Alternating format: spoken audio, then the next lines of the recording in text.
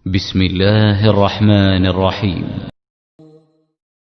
Assalamualaikum Sobat Muslim.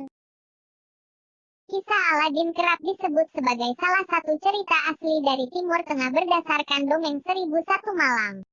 Padahal, di balik itu sebenarnya kisah Aladin sendiri tidak sepenuhnya berasal dari Timur Tengah. Aladin pertama kali muncul memang dalam dongeng 1001 Malam, kumpulan cerita rakyat Timur Tengah dari zaman keemasan Islam, abad ke-8 dan ke-13.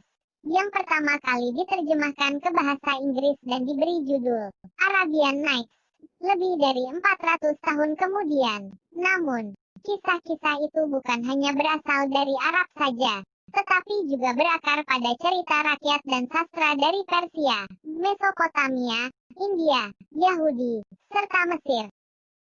Kisah hasil pengembangan Galen itu tidak diatur berlokasi di Timur Tengah, melainkan berlatar di sebuah kota di China.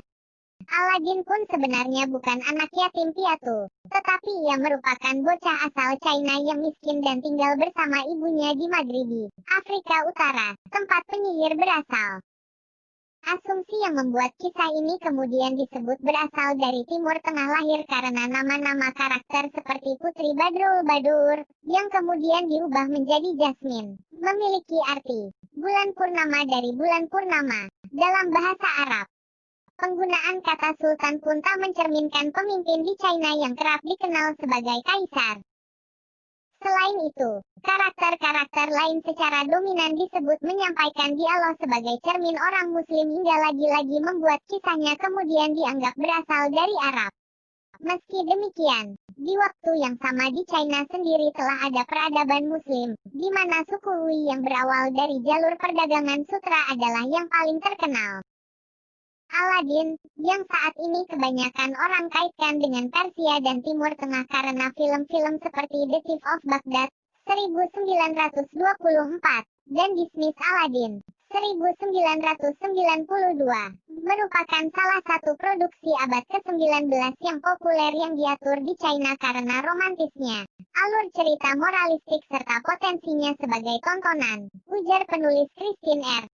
Moon di Yellow Face Creating the Chinese in American Popular Music and Performance.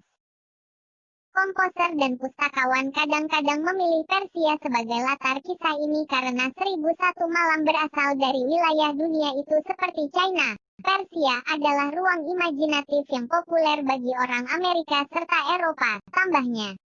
Karena itu cerita Galen kemudian diindikasi merupakan tradisi orientalis dari pendongeng barat yang menggabungkan ragam budaya dari timur menjadi satu. Seorang non-muslim, kafir, yang membuat kartun Aladin ini yang sengaja untuk mengacaukan umat Islam jauh dari sejarah mereka. Umat Islam, gara-gara menonton kartun Aladin yang kita tahu adalah untuk menjadi tokoh seorang muslim adalah harus jadi Aladin. Aladin harus pergi ke padang pasir mencari lampu ajaib dan dari lampu ajaib keluar jin dan meminta tolong ke jin yang dianggap bisa mengabulkan semua permintaan ini termasuk syirik besar bisa mengeluarkan seseorang dari agamanya. Generasi yang akan lahir dari orang seperti ini. وَأَنَّهُ كَانَ رِجَالٌ مِّنَ الْإِنسِ يَعُوذُونَ بِرِجَالٍ مِّنَ الْجِنِّ فَزَادُوهُمْ رَهَقًا. Dan bahwasanya ada beberapa orang laki-laki di antara manusia meminta perlindungan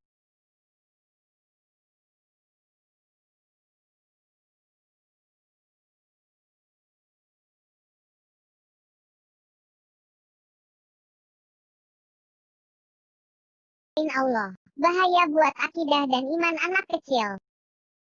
Sekian penjelasan dari Zima. Sampai di sini dulu Sobat Muslim, sampai berjumpa di video selanjutnya. Ayo dukung Zima dengan cara tekan tombol subscribe dan jangan lupa nyalakan loncengnya agar tahu notifikasi video terbaru Zima.